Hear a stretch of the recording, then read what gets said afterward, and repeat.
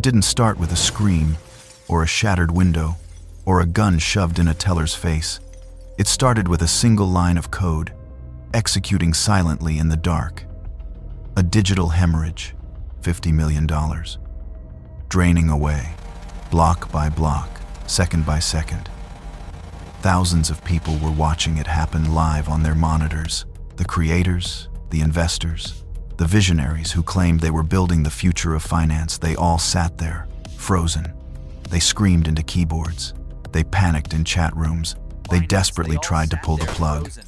But the machine just ignored them. It kept running. It kept taking, because they had built it to be unstoppable. They had explicitly designed this system to reject human intervention. They had built a god that answered to no one. And now, that god was robbing them blind. What followed wasn't just a police investigation. It was a philosophical war. A crisis so deep it would force a $50 billion community to face a brutal choice. Do they let the thief walk away with a fortune to preserve their ideology? Or do they break the one rule that made their world exist and rewrite history to get their money back? To understand the magnitude of the panic, we have to go back to the dream.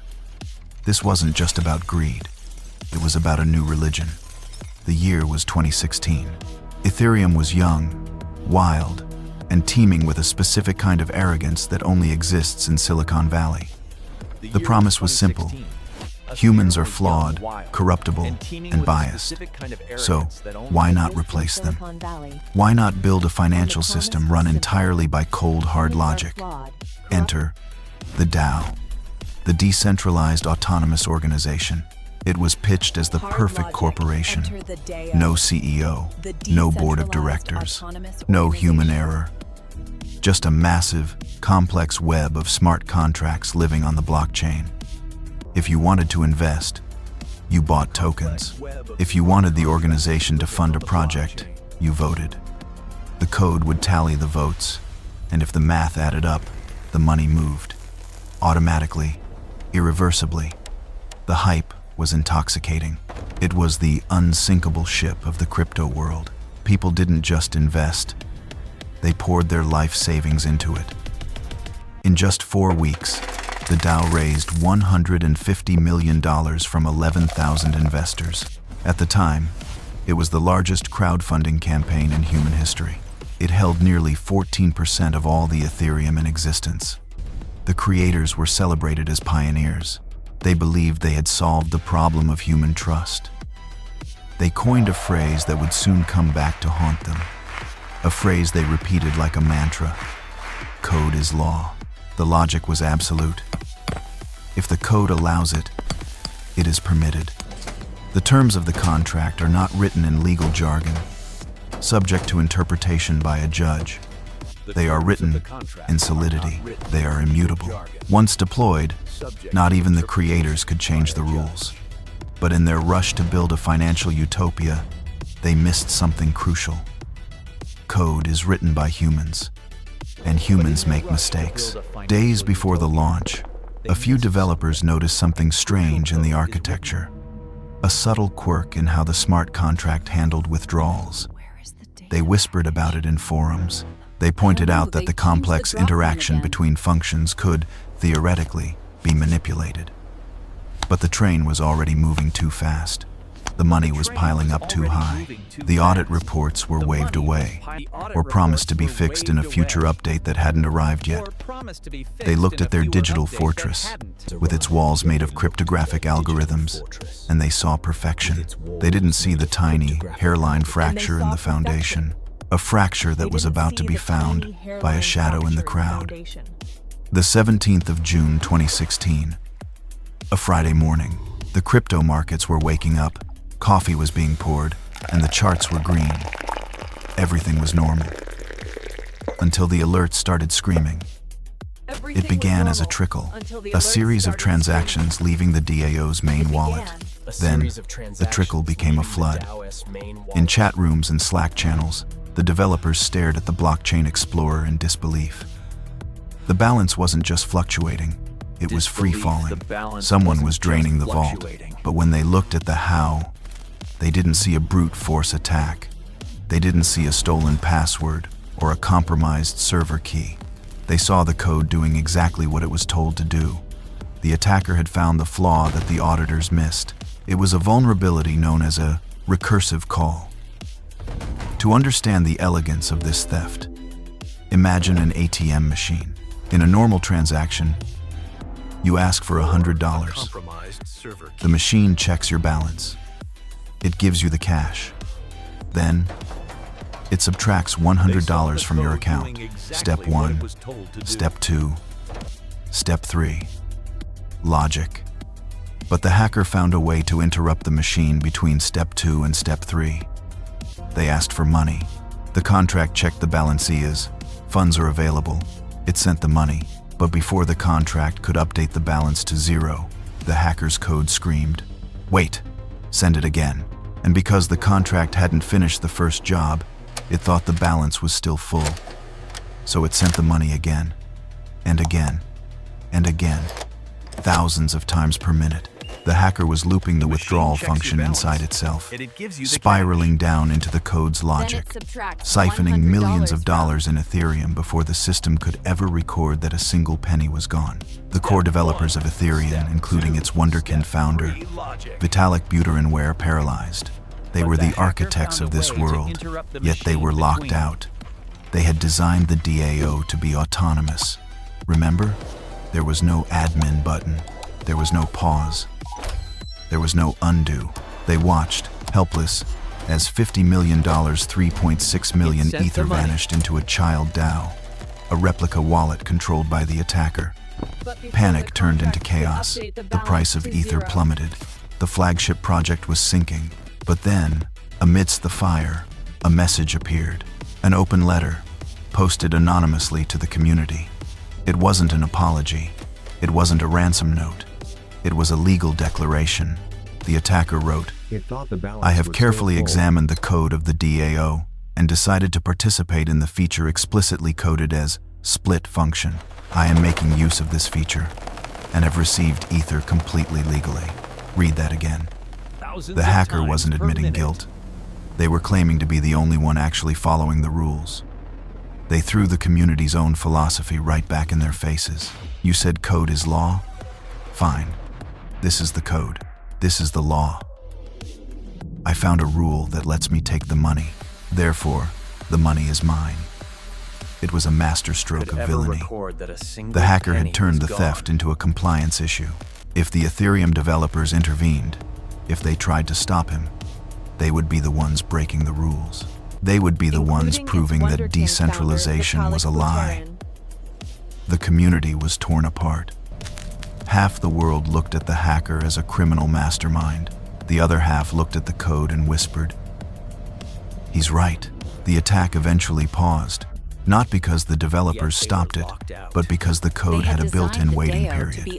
The stolen funds were sitting in the hacker's account, frozen for 28 days before they could be withdrawn. The clock started ticking. 28 days to solve an impossible problem. 28 days to decide whether to let a thief become a king or to burn the entire kingdom down to catch him. The countdown hung over the community like a guillotine blade. 28 days. That was all the time they had before the hacker could move the funds, wash them through a mixer, and vanish forever. The trial didn't happen in a courthouse with oak-paneled walls and a judge in black robes. It happened on Reddit threads, in GitHub repositories, and on Twitter timelines. It was a chaotic, global referendum, and the jury was every single person who held an Ethereum token. The community fractured into two violent factions, a civil war of ideology. On one side, you had the purists. They argued that the blockchain was sacred because it was immutable. That was the whole point. If you edit the ledger just because you don't like the outcome, you aren't running a decentralized system anymore. You're just a bank. They screamed that bailing out the DAO was a moral failure. They argued that the hacker played by the rules of the code, and changing the rules now would be the real crime. To them, intervening was heresy. On the other side, you had the pragmatists. They looked at the numbers. $50 million represented a third of the entire Ethereum economy at the time. If the hacker liquidated that much money, the price would crash to zero. The project would die in its infancy. They argued that code is law shouldn't mean theft is legal. They argued that humans created the code, so humans should have the right to fix it when it breaks. The clock ticked down. Days turned into hours. The tension was suffocating. Vitalik Buterin and the core developers made their choice. They proposed the hard fork. In software terms, a fork is an update. But in this context, it was something far more radical. It was a time machine. They proposed to go back to a specific block in the chain block, 1,920,000 right before the theft occurred.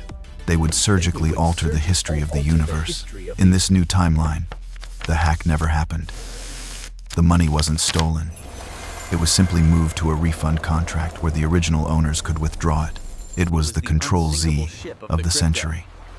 But for it to work, the majority of the miners, the people running the computers that power the network, had to agree. They had to choose to upgrade their software and accept this new version of reality. The 20th of July 2016, the moment of truth arrived. Block 1,920,000 was mined. The developers held their breath. Would the miners follow? Would the network reject the change? The answer came quickly. The majority switched. The timeline shifted. On the main Ethereum blockchain, the $50 million was suddenly safe. The hacker's balance was wiped out. The victims cheered. The disaster was averted. It seemed like the good guys had won. But remember, in the world of crypto, nothing ever truly dies. Because not everyone switched. A small, stubborn group of miners refused the update. They refused to rewrite history. They kept mining the old version of the blockchain, the version where the hack did happen. The version where code is law remained absolute. They called this ghost chain Ethereum Classic. And suddenly, the world split in two. There were now two Ethereums, two tokens, two realities. In one reality, the hacker was defeated. But in the other, the hacker still had the money. The chain had been snapped in half, and from the wreckage, a zombie coin was born, carrying the scar of the theft in its genetic code forever. The dust settled, but the silhouette of that split remains visible to this day. Ethereum survived. In fact, it thrived, becoming the foundation for the decentralized finance world we see now. The investors got their money back. The unsinkable ship was raised from the ocean floor, patched up, and set sail again. But the philosophical wound never fully healed. The existence of Ethereum Classic stands as a monument to that moment of dissent, a permanent reminder that truth on a blockchain is only as solid as the majority consensus. It proved that even in a system designed to be trustless, we ultimately still have to trust people. The hacker? They vanished. To this day, their identity remains one of the internet's greatest mysteries. Some say it was a group of Swiss developers. Others suspect a rival nation-state testing cyber warfare capabilities. Or maybe, just maybe, it was exactly who they said they were. A strict constructionist who read the rulebook better than the authors did. In the end, the hacker didn't just steal $50 million. They stole the innocence of the crypto industry. They forced a generation of techno-utopians to look in the mirror and realize that they couldn't code their way out of human nature. Because we can build perfect machines. We can write flawless algorithms. We can dream of a world governed by cold, unfeeling logic. But the moment we press deploy, those systems enter our world, the messy, greedy, chaotic human world. And in our world, every law can be broken if you know where the cracks are.